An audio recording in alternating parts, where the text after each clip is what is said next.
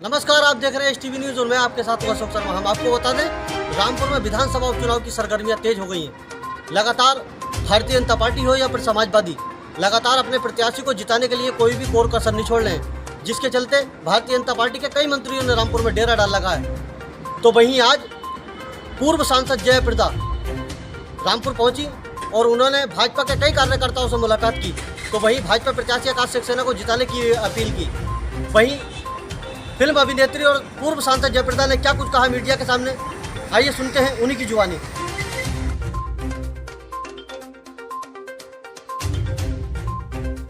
जी को मैं यही इतना ही कहना चाहती हूँ कि अखिलेश जी आए, कोई भी आए, इस बार आकाश सक्सेना को नहीं रोक सकते हैं। और मैं ये भी बताऊं कि जो मोदी जी और योगी जी ने अपने देश के लिए भी और यहाँ प्रदेश के लिए भी एक सरकार में लोगों को जो सुरक्षा दिया है, जो सुरक्षा दिया गया है, लड़कियां बाहर भी जाती हैं तो उनको सुरक्षित से वापस आने का एक हिम्मत दिया है। तो यहाँ पे उनके योजनाएं हैं, तो गरीब से गरीब लोगों के लिए ये योजनाएं हरदम काम आया है।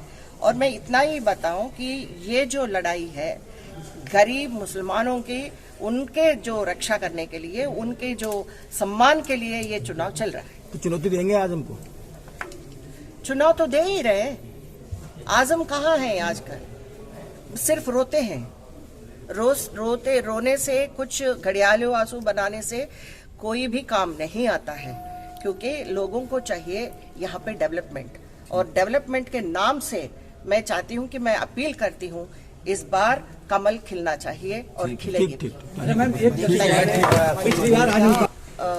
हम लोगों के लिए क्या हम रोजगार दे सकते हैं, या यहाँ पे उद्योग की बात होती है, लेकिन ऐसा कुछ भी नहीं है। सिर्फ एक परिवार के लिए रामपुर में हर 6 महीने में, हर 3 महीने में कुछ ना कुछ हो रहा है।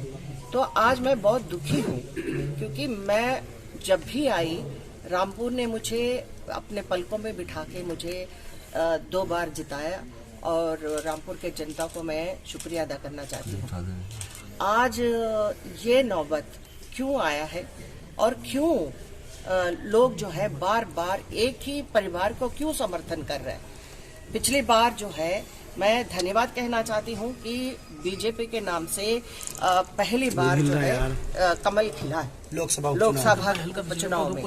अब मेरा भविष्यवाणी है कि आकाश सक्सेना ये जीत कर आएंगे, और रामपुर के लिए जितना जो प्रयास करना है और जो उद्योग की बात हो रही है, तो ये सक्षम है, वो काम करके दिखाएंगे। समाजवादी पार्टी के नेता आजम खान जो बयान दे रहे हैं अपनी सभाओं में, और रो भी रहे हैं, भावुक भी रहे हैं, आंसू बहा रहे हैं, आपको क्या लगता है कि उनके आंसुओं से समाजवादी पार्टी को इस बार कोई लाभ होगा?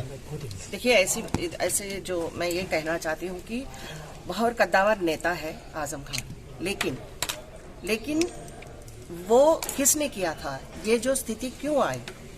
उन्होंने अपने किए हुए कर्मों के हिसाब से ही ये सजा मिली है, क्योंकि अदालत में भी इनको सजा दिया गया है, इनके जो मेंबरशिप गया है।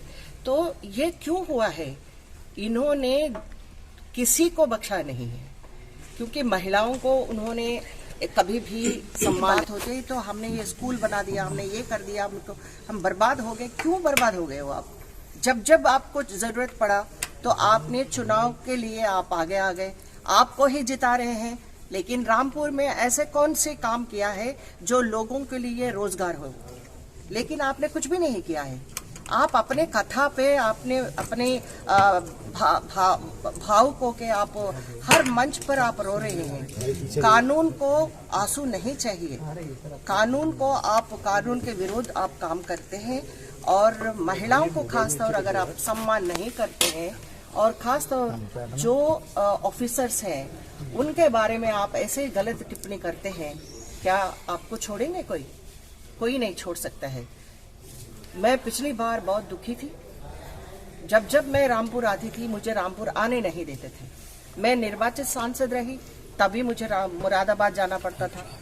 और क्या महिला पाजेब से तुलना पड़ता है? कि क्या हम पाजिब है?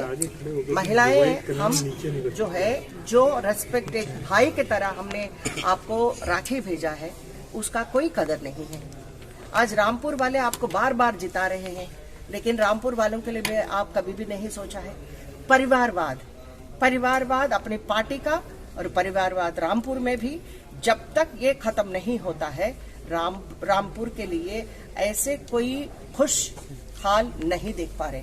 इसीलिए मैं लोगों से अपील करती हूँ, क्योंकि रामपुर मेरा है और रामपुर के लोग मेरे हैं, तो इसीलिए मैं सभी लोगों को मैं विनती से करती हूँ कि इस बार आकाश सक्सेना को जिताना है। तो आज हम